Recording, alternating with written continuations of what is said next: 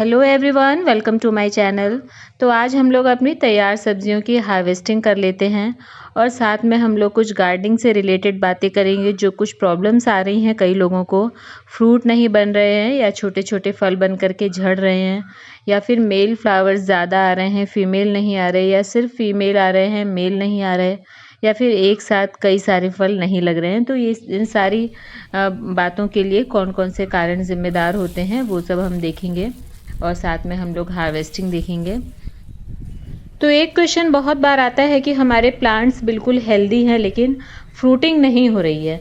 तो देखिए, अगर प्लांट्स हेल्दी हैं और फ्रूटिंग नहीं हो रही है तो ये कुछ वैरायटी का फ़र्क हो सकता है। सब्जियों की कुछ वैरायटीज़ ऐसी होती हैं जिनमें 35-40 दिनों में ही फ्रूटिंग होने लगती है और कुछ में 60 से 70 दिन लगते हैं।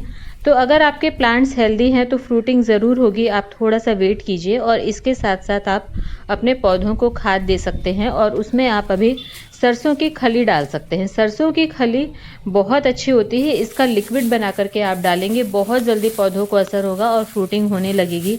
और इसके साथ साथ आप इसमें केले की छिलके की खाद डालिए, लिक्विड बना करके डालिए, या फिर आपने सुखाए हुए छिलके रखे हैं तो उसका पाउडर आप डाल सकते हैं। थोड़ी सी मात्रा में राख डालिए। इन सब चीज़ों में पोटाश ज़्यादा होता है और ये फ्रूटिंग को प्रमोट करता है, मतलब बूस्ट करता है।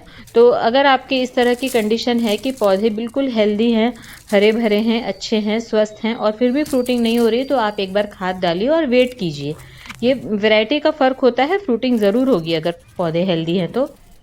और मैं तो मिट्टी बनाते समय ही मिट्टी में किचन वेस्ट खूब डालती हूँ और उसमें केले के छिलके भरपूर होते हैं, इसलिए फल ना आने की प्रॉब्लम मेरे प्लांट्स पर तो लगभग नहीं आती। और मैं सरसों की खली का इस्तेमाल भी बहुत करती हूँ, तो ये प्रॉब्लम मेरे प्लांट्स पर ज़्यादातर नहीं आती। और अगर आपके पौधों पर आ रही है, आपकी मिट्टी में अगर किसी चीज़ की कमी है तो आप ऊपर से डाल सकते हैं।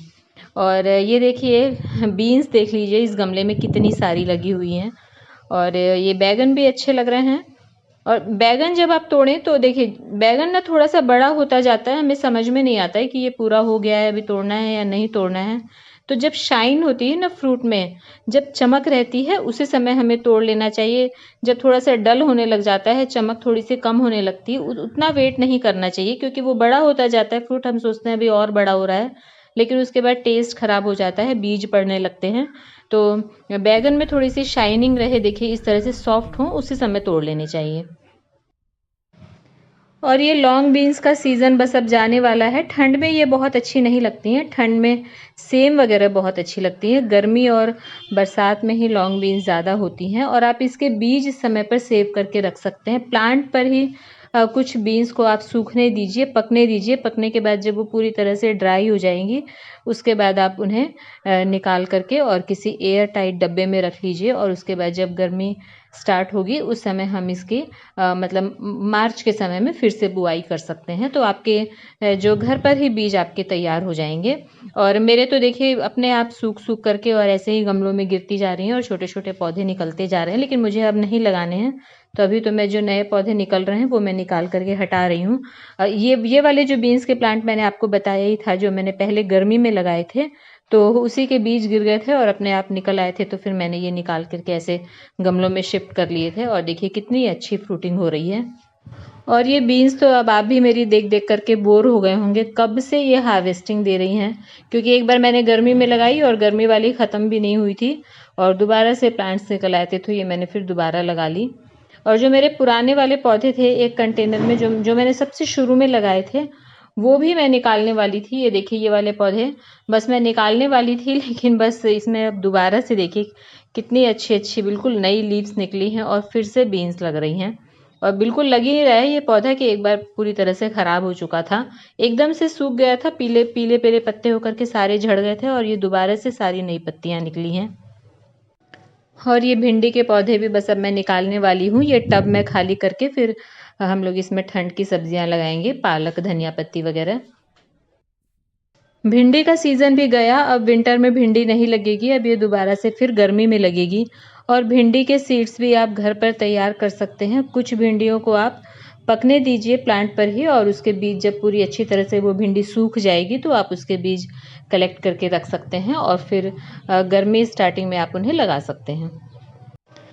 और ये देखिए बीन्स और बैगन हमने तोड़ लिए हैं और ये बैगन कितने सुंदर लग रहे हैं। और 4 पौधों से मैं करीब अभी तक 12-13 बैगन बन चुके हैं। 3 ये हैं, 4-5 मैं तोड़ चुकी हूँ और 3-4 करीब बंदरों ने ख़राब कर दिए थे।